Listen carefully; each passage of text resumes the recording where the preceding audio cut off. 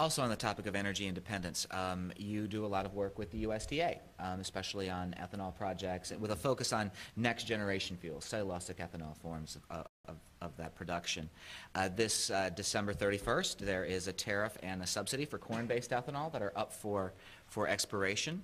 This question from the audience asks, do corn ethanol subsidies still need to occur, and do trade protections for corn-based ethanol need to continue in the current energy climate? Well, let me just say that what the Department of Energy, because this is a complicated economic issue as well, and what the Department of Energy, as you said, is focusing on is, corn-based ethanol is a good way of getting it going, realizing that Americans can drive their vehicles using agriculture-based fuels. But we are primarily focused, as you noted, on developing the new technologies that can supersede ethanol made from starches, sugars, like corn. But we're also focusing on ways that we can actually go beyond ethanol. Ethanol is not an ideal transportation fuel. Gasoline, jet fuel, kerosene, mostly kerosene is in jet fuel, and diesel fuel are much better things to use. They don't require changing the infrastructure, and so one of the things we are focusing very much on is how do you take biofuels but make direct substitutes for these fuels that can be stuck in blended in any ratio directly into the gas tank.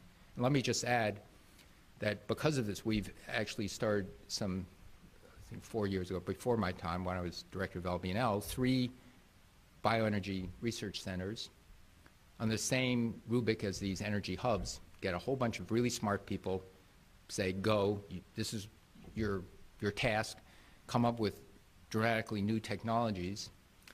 And within 6 months after the start of one of these centers, they took E. coli, a simple bacteria that you find in the gut of your stomach, and put in whole new metabolic pathways so that when you feed E. coli sugars, they will actually produce direct substitutes for gasoline, diesel fuel, and jet fuel. When they reported this discovery in Nature magazine, I called up the director of this, who is a friend of mine, because I had some role in helping this thing get going. He said, okay, Jay, that's great.